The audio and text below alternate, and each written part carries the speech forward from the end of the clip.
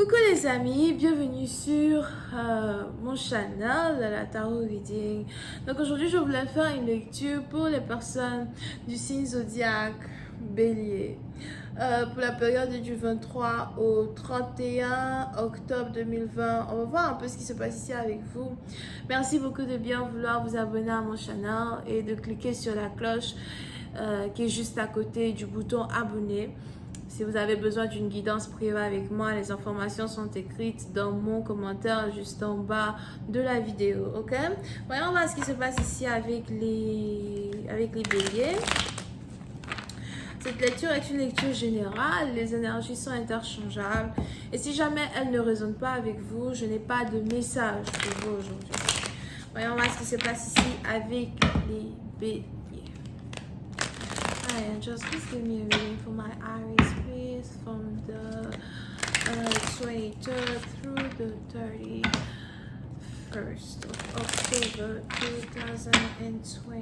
Thank you so much. 23rd through the 31st of October 2020.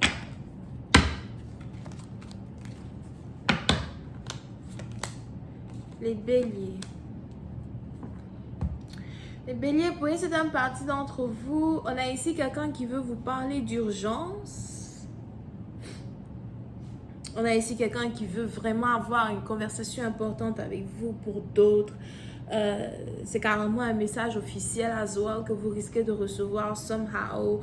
Peut-être de quelqu'un du gouvernement, de votre patron ou d'une grande compagnie. You know. Peut-être vous avez appliqué pour un job, peut-être vous avez appliqué pour quelque chose. But, quand il s'agit ici de votre relation amoureuse, on a ici quelqu'un qui veut vous parler. C'est quelqu'un qui veut carrément venir chez vous à la maison pour avoir une conversation avec vous. Pour une autre partie d'entre vous, je ne sais pas pourquoi les anges me disent que cette personne qui veut vous voir, c'est quelqu'un qui porte malheur. Ah non, mais il y a des gens comme ça qui portent la poisse. Je vais bien vous dire, il y a des gens qui portent la poisse. Hein? Venez chez vous à la maison. On va se voir dehors. On va se voir dehors. Parce que chez moi, c'est mon sanctuaire. Mais avec ta poisse ici, là, tu gâtes tous mes trucs. Tu restes là-bas. Bref. Là, calme-toi. Non, je veux bien leur dire. Calme-toi d'abord. So. Président parti dans vous les dons, probable qu'on a quelqu'un qui veut vous voir. Et j'ai l'impression que vous aussi, vous voulez voir cette personne parce que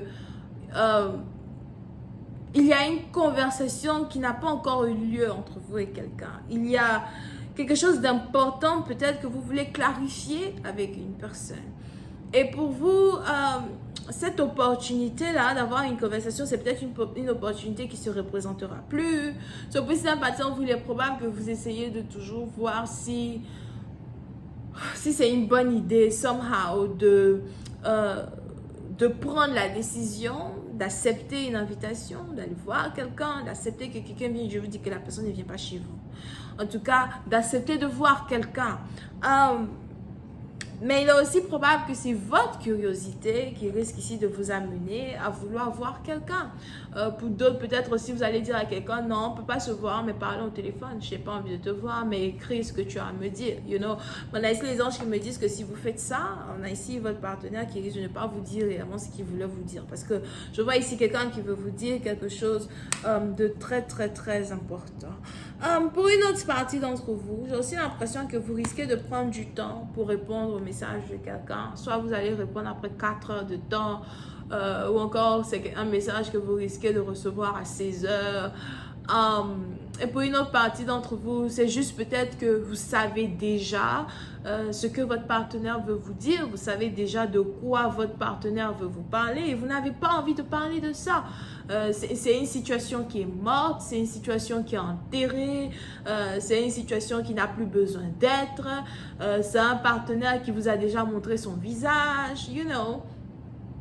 Et cette déception-là que vous traversez, c'est juste une déception peut-être qui... C'est fini, au fait. C'est fini. On ne va pas encore venir parler des choses qui sont finies. C'est peut-être aussi un partenaire avec qui vous étiez il y a 4 ans de cela. C'est maintenant il veut parler. C'est maintenant il veut avoir une conversation importante. Mon ami, ça fait 4 ans qu'on n'est plus ensemble. Les 4 années passées là, j'ai passé mon temps à essayer moi-même de parler avec toi. Les 4 années passées là, j'ai essayé moi-même de vouloir avoir une conversation importante avec toi. Qu'est-ce que tu as fait? Tu m'as enterré, tu ne m'as pas regardé, tu n'as jamais répondu à mes messages, tu m'as bloqué ou encore tu m'as confronté pour me dire c'est fini. Aujourd'hui, prends la monnaie de ta pièce parce que je te dis à mon tour, c'est fini, reste là-bas.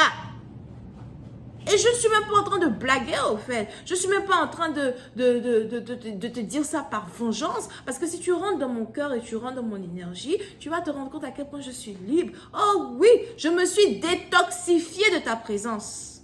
Que ça te plaise ou pas, nigga, I'm gone. Oh, écoute. Écoutez quoi?